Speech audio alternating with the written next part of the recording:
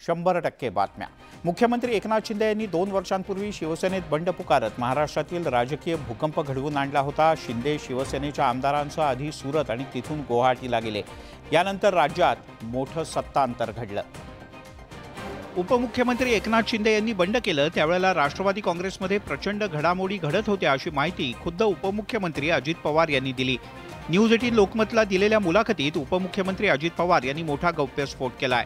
सुरतला असताना सगळ्या आमदारांनी सांगितलं, पत्र दिलं, निवेदन दिलं, त्याच्यात सगळ्यांच्या सह्या दिल्या आणि पवार साहेबांच्याकडे राजेश टोपेला द्यायला सांगितलं की आम्हाला सगळ्यांना सरकारमध्ये जायचं, तुम्ही पाठिंबा, तुम्ही आम्हाला यस म्हणून पक्षाचे प्रमुख म्हणून यस म्हणा। राष्ट्रवादीची 4 जणांची समिती ज्यामध्ये जयंत पाटील सुद्धा होते ते अमित शहा यांच्या संपर्कात असल्याचा दावाही अजित पवार यांनी केला। आमच्या तिघांची कमिटी केली होती ना, आम्हाला बोलायला सांगितलं होतं। अमितभाई म्हणले की इथं येऊन बोला, प्रफुल्लभाई, जयंत पाटील, अजित पवार। अमितभाई म्हणले अशी महत्त्वाची चर्चा फोनवर होत नसते। अजित पवार यांच्या गौप्यस्फोटामुळे शिंदेंच्या बंडावेळी पडद्यामागे घडलेलं राजकीय नाट्य पुन्हा समोर आल्याचा दावा करण्यात येतोय। लोकसभा निवडणुकांचं वातावरण तापू लागलंय। दुसऱ्या टप्प्यासाठी राज्यासह देशात मतदान पार पडलं। मतदानाचे टप्पे पुढे सरकत असतानाच आरोप प्रत्यारोपांना सुद्धा चांगलीच धार आली आहे। मुख्यमंत्री एकनाथ शिंदे यांनी नुकतीच न्यूज 18 लोकमतला एक्सक्लुझिव्ह मुलाखत दिली। या मुलाखतीत शिंदे यांनी विविध राजकीय विषयांवर भाष्य केलं। महाविकास आघाडी सरकारच्या काळात फडणवीस यांच्यासह भाजपच्या प्रमुख नेत्यांच्या अटकेचा डाव होता असा गौप्यस्फोट शिंदे यांनी केला आहे। देवेंद्र फडणवीसांचं पण त्याच्यामध्ये नाव घेतलं होतं, म्हणजे यांना अटक झाली तर भाजप बॅकफुटला जाईल। उपमुख्यमंत्री देवेंद्र फडणवीस यांच्यासह महाजन, दरेकर, शेलार यांच्या अटकेचं षडयंत्र रचलं जात होतं असा दावाही त्यांनी केला। गिरीश महाजन, इथला प्रवीण दरेकर, आशिष शेलार, प्रसाद लाड हे तर होते। भारतीय जनता पक्षातले काही लोक या ठिकाणी महाविकास आघाडीमध्ये फोडायचे, त्यांच्यावर प्रेशर टाकायचे। ऐन निवडणुकांच्या काळात शिंदेंनी केलेल्या आरोपांमुळे राजकीय वातावरण तापण्याची शक्यता आहे। न्यूज 18 लोकमतला दिलेल्या एक्सक्लुझिव्ह मुलाखतीत मुख्यमंत्री शिंदे यांनी मोठा गौप्यस्फोट केला। उपमुख्यमंत्री फडणवीस यांच्यासह काही भाजप नेत्यांच्या अटकेचं षडयंत्र महाविकास आघाडी सरकारमध्ये रचण्यात आलं होतं असा दावा शिंदे यांनी केलाय। आता शिंदेंच्या या आरोपांना उपमुख्यमंत्री फडणवीस यांनीही दुजोरा दिला। मुख्यमंत्री शिंदे यांनी केलेल्या आरोपांमध्ये तथ्य असल्याचं उपमुख्यमंत्री देवेंद्र फडणवीस यांनी म्हटलंय। खोट्या गुन्ह्यात अडकवण्याचा प्रयत्न झाल्याचा दावा फडणवीस यांनी केला। माझी केसापासून नखापर्यंत सगळ्या चौकशा त्यांनी केल्या, काही सापडलं नाही।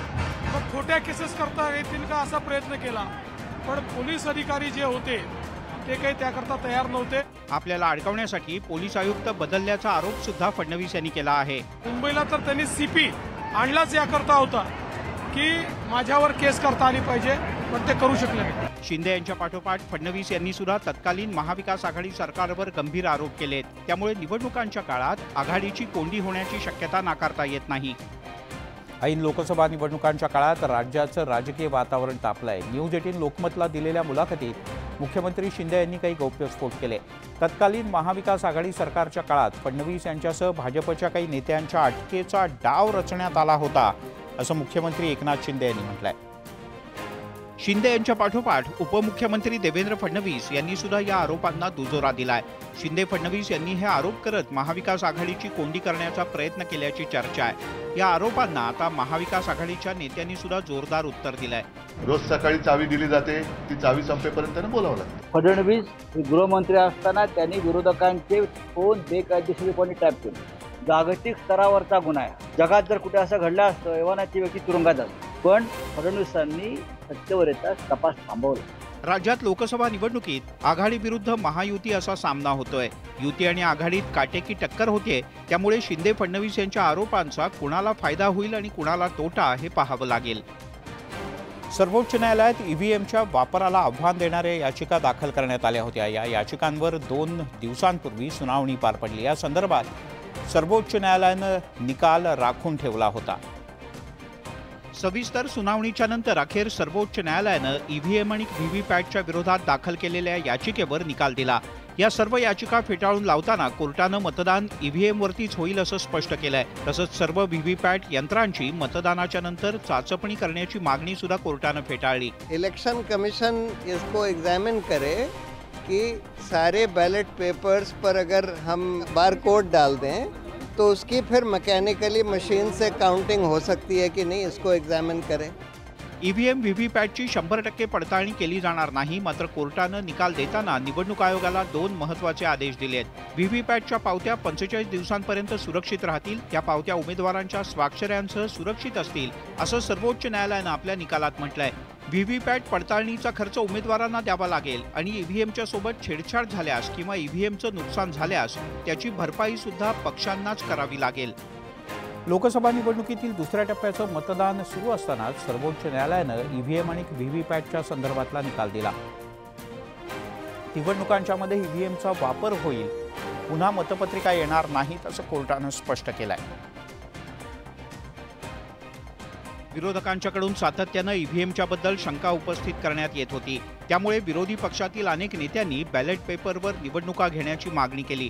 मात्र सर्वोच्च न्यायालयानं ईव्हीएमच्या बद्दल दिलेल्या निकालामुळे या मागणीला धक्का बसलाय।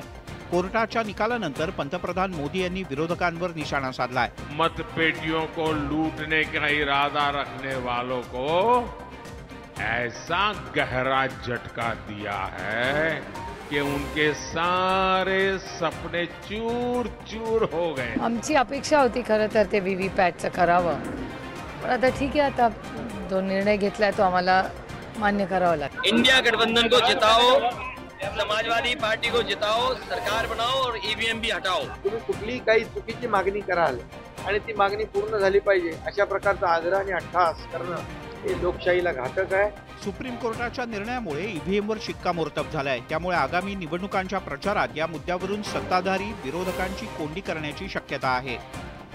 राज्यातील विदर्भ आणि मराठवाड्यातल्या 8 लोकसभा मतदारसंघात काही किरकोळ अपवाद वगळता मतदान शांततेत पार पडलं। विशेष म्हणजे मतदानाची टक्केवारी काही प्रमाणात घसरल्याचं दिसून येत आहे। राज्यात सरासरी 53% इतकं मतदान झालंय। राज्यातल्या 8 मतदारसंघात मतदानाला सकाळी सुरुवात होताच मतदाराचा उत्साह पाहायला मिळाला। सकाळच्या सुमारास मतदान केंद्राच्या बाहेर मतदानासाठी मोठाल्या रांगा लागल्या होत्या। दुपारी उन्हाचा कडाका वाढू लागल्यानंतर मात्र मतदानाचा वेग काहीसा मंदावला। निवडणुकीत उतरलेल्या सर्वच उमेदवारांनी मतदानाचा हक्क सकाळीच बजावला। त्याचप्रमाणे लोकांनी सुद्धा मतदान करावं असं आवाहन करण्यात आलं। नेहमी भल्या सकाळीच मतदानाला सुरुवात करणाऱ्या शिवसेनेच्या नेत्या भावना गवळी दुपारपर्यंत मतदान केंद्रावर मतदानाचा हक्क बजावण्यासाठी न आल्यानं त्यांच्या नाराजीची चर्चा रंगली होती। मात्र दुपारच्या सुमारास त्यांनी मतदानाचा हक्क बजावला। दुपारचं ऊन सरल्यानंतर पुन्हा एकदा मतदानासाठी मतदारांच्या रांगा लागल्याचं पाहायला मिळतंय। या 8 मतदारसंघातल्या शहरापेक्षा ग्रामीण भागातच मतदारांचा उत्साह अधिक जाणवतो आहे। राज्यातील 8 मतदारसंघात लोकसभा निवडणुकीसाठी दुसऱ्या टप्प्याचं मतदान पार पडलं। दुसऱ्या टप्प्यात सरासरी 55% जास्त मतदान झालंय, मात्र काही गावात मतदानावर बहिष्कार टाकल्याचं पाहायला मिळालं। अकोल्यातील बिर्ला इंडस्ट्रीजच्या कामगारांनी लोकसभेच्या मतदानावर बहिष्कार घातला। जवळपास 500 मतदारांनी कुटुंबियांसह मतदान न करण्याचा निर्णय घेतलाय। निवासस्थान खालती करण्याच्या प्रशासनाच्या आदेशामुळे संतप्त झालेल्या कामगारांनी निवडणुकीवरतीच बहिष्कार घातला। जिल्हाधिकाऱ्यांनी या ग्रामस्थांची समजूत काढण्याचा प्रयत्न केला, मात्र जोवर लेखी आश्वासन मिळत नाही तोवर मतदान करणार नाही अशी भूमिका ग्रामस्थांनी घेतली आहे। 70 वर्ष राहिलेलं आहे ताब्यात आणि पुन्हा आम्हाला खाली करा तर कुठे जायचं? 4 दिवसानंतर आम्ही लहान लहान लेकरं घेऊन 30 तारखेला आम्हाला ऑर्डर भेटलेली, ऑर्डर खाली करा। आम्हाला 70-80 वर्ष झाले येतं, आमची म्हणजे 5वी पिढी 6वी पिढी आमची, एक पैसा नाही दिला, पूर्ण ऑर्डर खाली कसा करा। तिकडे परभणीच्या बलसाखुर्द गावातल्या ग्रामस्थांनी अतिक्रमणाचा प्रश्न सोडवावा यासाठी मतदानावर बहिष्कार घातला। दुपारी 1 पर्यंत एकाही ग्रामस्थानं मतदान केलं नाही। अखेर जिल्हा निवडणूक निर्णय अधिकाऱ्यांनी या ग्रामस्थांची समजूत काढली, तेव्हा लेखी पत्र देऊन समस्या सोडवण्याचं आश्वासन देण्यात आलं। यानंतर बहिष्कार मागे घेत ग्रामस्थांनी मतदान केलं। शारीरिक व्याधींसह अनेक अडचणींवर मात करत त्याचप्रमाणे इतर व्यस्त कार्यक्रमातून वेळात वेळ काढत मतदार राजानं आपला मतदानाचा हक्क बजावला। त्याचप्रमाणे जास्तीत जास्त मतदारांनी मतदान करावं यासाठी विविध उपक्रम सुद्धा राबवण्यात आले होते। लोकशाहीचा लोकोत्सव साजरा होत असताना बोहल्यावर चढण्यापूर्वी मूर्तिजापूर इथे रवी गोंडकर या नवरदेवानं मतदानाचा हक्क बजावला। नांदेड आणि जालन्यात सुद्धा वर आणि वधूनं 7 फेरे घेण्यापूर्वी मतदान केलं। अमरावती मतदारसंघातल्या अतिदुर्गम भागात असलेल्या मेळघाटाच्या पिली या गावात 7 मतदारांसाठी मतदान केंद्र उभारण्यात आलं होतं। यातील 2 मतदारांनी हक्क बजावलाय। यवतमाळ जिल्ह्यातल्या अनसीम या गावातील मतदान केंद्र हे लग्न मंडपाप्रमाणेच सजवण्यात आलं होतं। वर्धा लोकसभा मतदारसंघात येणाऱ्या चांदूर रेल्वे शहरामध्ये महिलांचा मतदानाचा उत्साह वाढावा यासाठी आगळेवेगळे प्रयोग करण्यात आले। मतदान केंद्रावर गुलाबी रंगामध्ये कमानी उभारण्यात आल्या होत्या। तसंच संपूर्ण मतदान केंद्र गुलाबी फुग्यांनी सजवलं गेलं। जास्तीत जास्त मतदारांनी मतदान करावं यासाठी नांदेडमध्ये ऑटो संघटनेकडून मतदान केंद्रापर्यंत मोफत ऑटो सेवा पुरवण्यात आली। मतदानाची टक्केवारी वाढावी यासाठी अकोल्यात सलून व्यावसायिक अनंता कौलकर यांच्याकडून बोटाची शाई दाखवा आणि मोफत कटिंग करा असा उपक्रम राबवण्यात आला। मराठा समाजाचे नेते मनोज जरांगे यांना उपचारांसाठी छत्रपती संभाजीनगरच्या रुग्णालयात दाखल करण्यात आलाय। जरांगे यांना सलाईन सुद्धा लावण्यात आलं होतं। मात्र मतदानाचा दुसरा टप्पा पार पडत असताना जरांगे यांनी सुद्धा मतदानाचा हक्क बजावला। जरांगे यांनी सलाईन काढून मतदानाचा हक्क बजावण्याचा निर्णय घेतला। आजारी असताना सुद्धा जरांगे यांनी अँब्युलन्सच्या माध्यमातून थेट परभणीमधलं मतदान केंद्र गाठलं। शहागडच्या गोरी गंधारी या गावातल्या मतदान केंद्रावर पोहोचत जरांगे यांनी मतदानाचा हक्क बजावला। मुलांना डोळ्यासमोर ठेवून मतदान करण्याचं आवाहन जरांगे यांनी केलंय। तुम्हाला ज्याला करायचं त्याला करा, महाविकास आघाडीला करा नाही तर महायुतीला करा, कोणाला करा, फक्त सगळ्या स्वरांच्या अंमलबजावणीच्या बाजूने असणाऱ्याला आपण सहकार्य करा। आरक्षणासाठी यंदा पाडणारे बना असं आवाहन जरांगे यांनी केलं। असं ताकदीनं पाडा, तुमच्या मताची किंमत कळाली पाहिजे, कोणालाही पाडा। लोकसभेला उमेदवार दिले नसले तरी विधानसभेला मात्र उमेदवार देण्याचा निर्धार जरांगे यांनी बोलून दाखवलाय। साताऱ्यातून महायुतीनं उदयनराजे भोसले यांना रिंगणात उतरवलंय। उमेदवारी मिळण्यास काही विलंब झाला असला तरी आता उदयनराजे यांनी जोरदार प्रचार सुरू केलाय। प्रचाराच्या दरम्यान उदयनराजे यांनी काँग्रेस आणि शरद पवार यांच्यावर जोरदार निशाणा साधला। पुरावे गायब करण्याची परंपरा काँग्रेसची असून लोक गायब करतात असा गंभीर आरोप उदयनराजे भोसले यांनी केलाय। राजेश पायलट, माधवराव शिंदे, YSR रेड्डी यांच्या मृत्यूचा दाखला देत त्यांनी गंभीर आरोप केला। काँग्रेसमध्ये एखादा व्यक्ती जर पुढे जात असेल, लोक गायब करण्याची परंपरा काँग्रेसची आहे। यशवंतराव चव्हाण यांना भारतरत्न पुरस्कार का दिला नाही असा प्रश्न उदयनराजे भोसले यांनी शरद पवार यांना केला। देशातला संपूर्ण भारतरत्न पुरस्कार देऊन त्यांना सन्मानित करण्यात यावं। यशवंतराव चव्हाण यांना भारतरत्न मिळावा यासाठी पुढाकार घेणार असल्याचं सुद्धा उदयनराजे यांनी म्हटलंय। आदरणीय पंतप्रधान मोदीजी यशवंतराव चव्हाण भारतरत्न हा पुरस्कार देऊन सन्मानित करावं। पण मोदीजी आणि भाजप हे खऱ्या अर्थानं यशवंतराव चव्हाणांच्या विचारावर चालतं का? शरद पवार यांच्यासोबत असलेले सर्व भ्रष्टाचारी असल्याची टीका सुद्धा उदयनराजे यांनी केली। अजित पवार यांच्या बंडामुळे राष्ट्रवादी काँग्रेसमध्ये उभी फूट पडली। या फुटीनंतर अजित पवार आणि त्यांच्या समर्थक नेत्यांकडून शरद पवार यांच्यावर टीका करण्यात येते। अजित पवार यांनी सातत्यानं पवार यांच्या वयावरून टीका सुरू केली। आता लोकसभा निवडणुकांच्या प्रचारातही शरद पवार यांच्या वयाचा मुद्दा उपस्थित झालाय। महायुतीचा घटक पक्ष असलेल्या रयत क्रांती संघटनेचे नेते सदाभाऊ खोत यांनी शरद पवार यांच्यावर टीका केली। रणजितसिंह निंबाळकर यांच्या प्रचार सभेत खोत यांनी पवार यांचा उल्लेख म्हातारा असं करत निशाणा साधला। पोरग कर्तबगार झालं की प्रपंच त्याच्या हातात देतं आणि का बसतं का नाही, पण हे म्हातार खडूस आहे, तिजोरीची किल्ली कमराला लावून हिंडतया। अजित पवार यांचा संदर्भ देत खोत यांनी शरद पवार यांना लक्ष केलं। अजितदादाच्या लक्षात आलं हे म्हातार किल्ली देत कमराची काढत नाही, म्हणून दादा आता किल्लीला लोंबकाळत म्हणताय, किल्ली तोडल्याशिवाय थांबणार नाही। अशी चावी लटकवलेली असेल तर ते खेचून कोण नेतो? पाकिट मार। आमचं घड्याळ चोरलं, ट्रेनमध्ये जाताना घड्याळ कोण मारतं? पाकिट मार।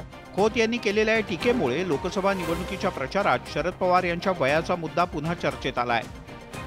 पवार कुटुंबातल्या नात्यांमध्ये सध्या राजकारणामुळे काहीसं वितुष्ट आलंय। सुप्रिया सुळे आणि अजित पवार यांच्यात राजकीय वार पलटवार सुरू आहेत आणि त्यामुळे सुप्रिया सुळे यांनी खंत व्यक्त केली। दिवाळी, भाऊबीज असे कितीतरी सण सुप्रिया सुळे आणि अजित पवार यांनी एकत्र साजरे केले आहेत। सुप्रिया सुळे आणि अजित पवार यांनी एकेकाळी बारामतीसह राज्यातल्या इतर मतदारसंघात एकत्रितपणे प्रचार करून विरोधकांना चितपट सुद्धा केलं होतं। पण आता पक्ष बदलल्यानं नात्यात सुद्धा अंतर आलंय। दोघेही बहीण भाऊ एकमेकांवर राजकीय टीका करतायत। पत्नीला निवडून द्या असं आवाहन करणाऱ्या अजित पवार यांना सुप्रिया सुळे यांनी जोरदार टोले लगावले। तुम्ही मला ढिगाणी मतं द्या, मला म्हणजे माझ्या बायकोला, आणि त्या पद्धतीनं तुम्ही बटन दाबा। मी इतकं चांगलं एज्युकेशन इन्स्टिट्यूट दौंड शहराच्या परिसरामध्ये निर्माण करतो। एकाच संघटनेत अतिशय गुणागोविंदाने काम केलेलं आहे, त्याच्यामुळे आज गेल्या 6 महिन्यात असं काय घडलंय ह्या प्रश्न माझ्याही मनात आहे. सुप्रिया सुळेंचं अजित पवार यांच्यावरचं बहिणीचं प्रेम कमी पडलं की नाही हे सांगता येणार नाही. मात्र सध्या नात्यापेक्षा राजकारण वरचढ ठरल्याचं बारामतीत तरी पाहायला मिळतंय. नाशिक लोकसभा मतदारसंघाच्या बद्दल महायुतीचा तिढा सुटत नसल्यानं छगन भुजबळ यांनी अखेर माघार घेतली. भुजबळ यांच्या माघारीमुळे या जागेचा तिढा सुटणार अशी शक्यता असतानाच हा तिढा आता आणखीनच वाढलाय. कारण भुजबळ यांच्या माघारीनंतर राष्ट्रवादी काँग्रेसमधला आणखीन एक गट नाशिकच्या उमेदवारीसाठी सक्रिय झालाय. या गटानं माजी खासदार देवीदास पिंगळे, विद्यमान आमदार माणिकराव कोकाटे यांना उमेदवारी देण्याची मागणी केली. शिवाय उमेदवारी न मिळाल्यास आपण निवडणूक लढू अशी भूमिका कोकाटे यांनी बोलून दाखवली. तर छगन भुजबळ यांच्या समर्थकांनी देखील पुन्हा एकदा निवडणुकीच्या मैदानात उतरण्याची तयारी केली आहे. अचानक छगन भुजबळ यांचे निकटवर्ती असलेले दिलीप खैरे नाशिक लोकसभा मतदारसंघातून उमेदवारी अर्ज भरण्यासाठी सरसावले.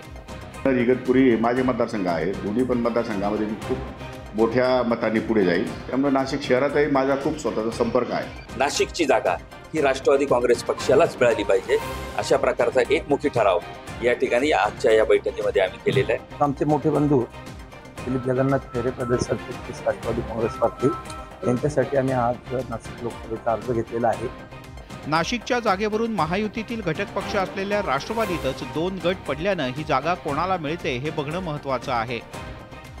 महाविकास आघाडीत सांगलीची जागा ठाकरे गटाला मिळाली असून या मतदारसंघातून डबल महाराष्ट्र केसरी चंद्रहार पाटील यांना उमेदवारी दिली. मात्र काँग्रेसनं सांगलीचे नेते विशाल पाटील यांनी काँग्रेस आणि महाविकास आघाडीच्या विरोधात शड्डू ठोकलाय. विशाल पाटील सांगलीतून अपक्ष म्हणून निवडणूक लढवत आहेत. कुणी बंडखोरी केली तर काँग्रेसनं कारवाई करावी असं वक्तव्य संजय राऊत यांनी विशाल पाटील यांचं नाव न घेता केलं होतं. तसंच काँग्रेसचे प्रदेशाध्यक्ष नाना पटोले यांनी सुद्धा विशाल पाटील यांना कारवाईचा इशारा दिला. गुरुवारी झालेल्या काँग्रेसच्या मेळाव्यानंतर सुद्धा पटोले यांनी विशाल पाटील यांच्या कारवाईच्या अनुषंगानं वक्तव्य केलं होतं. आज हा सगळा अहवाल आम्ही दिल्लीला पाठवू आणि केंद्रात दिल्लीतून जो काही आदेश येतील त्याचं पालन केलं. कुठल्याही पक्षाचा विचाराच्या विरोधात वागणूक केलेली नाही. मी कुठल्याही पक्षाचा कुठलाही नियम तोडलेला नाही आहे. कुठलीही मला आदेश लेखी आला नव्हता. वसंतदादा घराण्याचं योगदान पाहून कारवाई करायची तर करा असं आव्हान विशाल पाटील यांनी दिलंय. त्या कारवाई सही करणाऱ्यांनी विचार करावा की ते सही करणाऱ्यांचं कॉन्ट्रीब्युशन हे आमच्या घराचे कॉन्ट्रीब्युशन जास्त आहे का आणि मग त्यांनी कारवाई खुशाल करावी. त्यामुळे आता काँग्रेस हायकमांड विशाल पाटील यांच्यावर कारवाई करणार का हे पाहावं लागेल.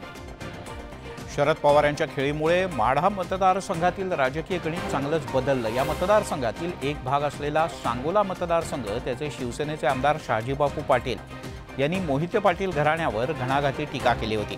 त्याचप्रमाणे शहाजीबापू पाटील आणि उत्तम जानकर यांच्यामध्ये याच मुद्द्यावरून चांगलीच जुंपले. शरद पवार यांनी धैर्यशील मोहिते पाटील यांना आपल्या पक्षाकडे वळवल्यानंतर आता डॅमेज कंट्रोल करण्यासाठी उत्तम जानकर यांना सोबत घेण्याचे डावपेच फडणवीस यांनी आखले होते. सोलापुरातल्या नेत्यांसह उत्तम जानकर यांनी देवेंद्र फडणवीस यांची भेटही घेतली. मात्र यानंतरही उत्तम जानकर पवारांच्या सोबतच कायम राहिलेत. पवारांसोबत असलेल्या उत्तम जानकर यांच्यावर शहाजीबापू पाटील यांनी जोरदार निशाणा साधला होता. त्याला जानकर यांनी सुद्धा जशास तसं उत्तर दिलंय. काय झालं नाही, लगेच जुळत आलं, पण नवरदेवानं हुंडा एवढा मोठा मागितला ते ऐकणारे आम्ही बेशुद्ध पडायचं फक्त राहिलो होतो. बापूचं लग्न लागलं, बापूंची सुपारी फुटली मुंबईमध्ये, हळद लागली गुवाहाटीला आणि सांगोलकर मात्र वाट बघताय तुमचा मुहूर्त लावायला. माढ्याची ही लढाई धैर्यशील मोहिते पाटील विरुद्ध रणजित सिंह निंबाळकर अशी असली तरी त्यांच्यासोबत असलेल्या साथीदारांनी सुद्धा आरोप प्रत्यारोपांच्या तलवारी परजल्याचं दिसून येत आहे.